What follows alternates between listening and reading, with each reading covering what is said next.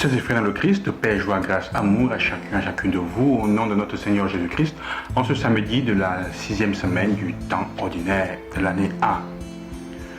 Le texte que nous lisons aujourd'hui est le texte de la lettre aux Hébreux au chapitre 11, un texte fameux parce que c'est le texte qui nous parle de la foi, l'expression de la foi. Aujourd'hui, je voudrais l'affronter de cette façon particulière, d'un message, un des aspects que je cueille dans ce texte. Et en commençant, je pose qui de nous ne voudrait pas rester, ou plutôt d'une certaine façon, vivre éternellement. Qu'on se souvienne de lui éternellement sur la terre, après notre passage sur la terre. C'est la raison fondamentale pour laquelle nous faisons ce que nous faisons. Nous faisons des enfants, nous construisons des immeubles, nous faisons des actions de bien d'une certaine façon, c'est pour laisser un signe, c'est pour qu'on puisse devenir, on dirait dans nos cultures, dans nos thèmes bantous, africains, si on peut dire, ancêtres. Quelqu'un duquel on se souvient avec joie, avec grâce. Le texte d'aujourd'hui nous fait comprendre et nous le dit d'une certaine façon quel est le critère de l'ancestralité aussi pour la parole de Dieu, pour la Bible. Et il dit, le texte commence en disant, en définissant ce qu'est la foi. La foi est une façon de posséder ce que l'on espère, un moyen de connaître les réalités, des réalités qu'on ne voit pas. En fait, la foi, donc, c'est ma façon d'anticiper dans le présent, et avec ceci, ça se coïncide avec l'espérance, c'est anticiper dans l'instant présent, dans le moment présent, ce que nous désirons déjà comme bien pour le futur. Et il continue le texte, et quand l'Écriture rend témoignage aux anciens, c'est à cause de leur foi. En fait, quand l'Écriture rend témoignage à ce que nous appellerions les ancêtres, nos anciens, c'est à cause de leur foi.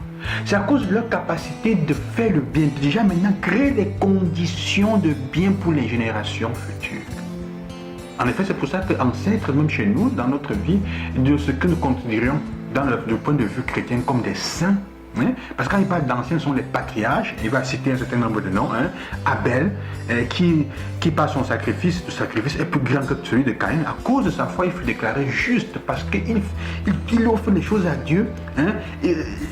Dieu lui-même rendait témoignage à son offrande, à cause de sa foi. Bien qu'il soit mort, il parle encore. Il parle encore, parce que dans sa foi, dans la capacité de croire que Dieu est bon, qu'il nous donne le meilleur et qu'il nous donne ce qu'il y a de meilleur, il donne à Dieu déjà ce qu'il y a de meilleur parce qu'il sait qu'il a déjà, il va le lui donner au centuple.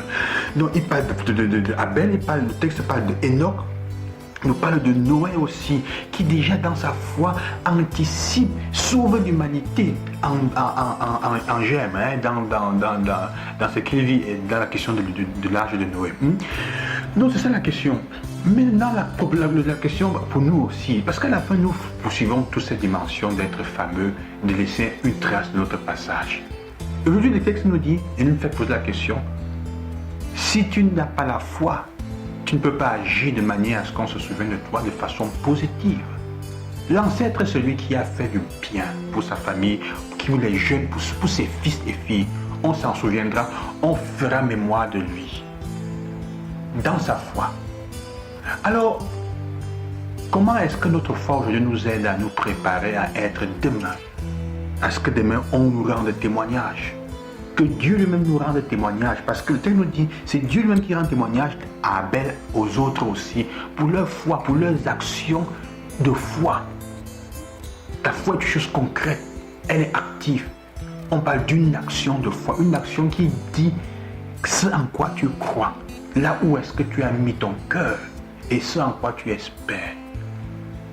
Tu penses qu'on se souviendra de toi seulement à cause des maisons que tu as conçues qui parfois risquent de devenir une malédiction. Des choses que tu fais pour ton propre égoïsme.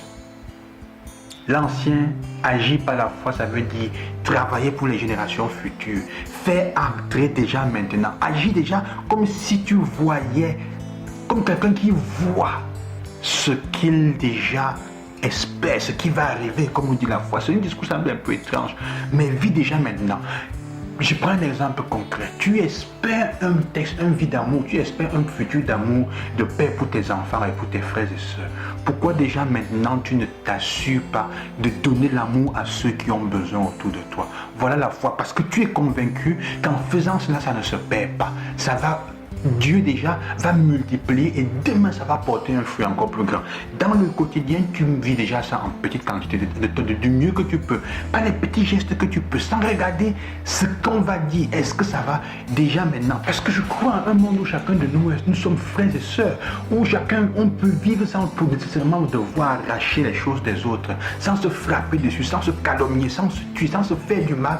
Alors je commence déjà dans mon quotidien à vivre de ça, à être témoin de ça dans mon petit quotidien, même si on se moque de moi, parce que je suis sûr que mon petit geste, mon petit acte, le Seigneur en rendra témoignage, il portera du fruit demain.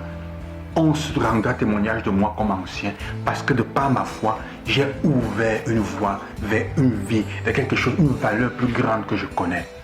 C'est ça que Jésus vit déjà, c'est pour ça qu'il meurt sur la croix, qu'il donne sa vie. C'est en fait ce qu'il dit de lui-même dans l'évangile aussi, du livre de la lecture de la transfiguration. Hein. Quand il se présente, quand il fait voir à Pierre, Jacques et Jean, déjà l'image de Dieu transfigurée, l'illumination de la lumière.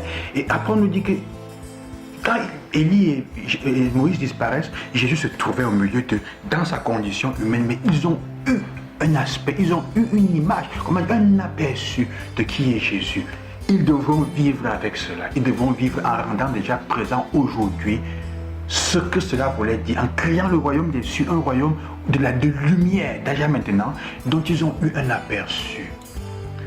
C'est à chacun et à chacune de nous de créer dans son petit quotidien les conditions pour que le monde soit meilleur. On ne peut faire les choses que par la foi. On peut dire quelle est la foi qui te pousse à agir. Est-ce que demain on rendra témoignage de toi comme ancien pour ça?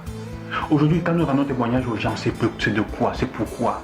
C'est pour le riz ou les choses qui t'ont donné à manger, pour les petites choses? On ne s'en souvient pas toujours de ces gens-là. On se souvient de ceux qui, par leur foi, ont ouvert un futur aux autres. Alors dans ton quotidien, petit quotidien, qu'est-ce que tu fais pour ça? Que Dieu vous bénisse et qu'il vous accompagne. Je vous bénis au nom du Seigneur. À demain. Loué soit Jésus-Christ.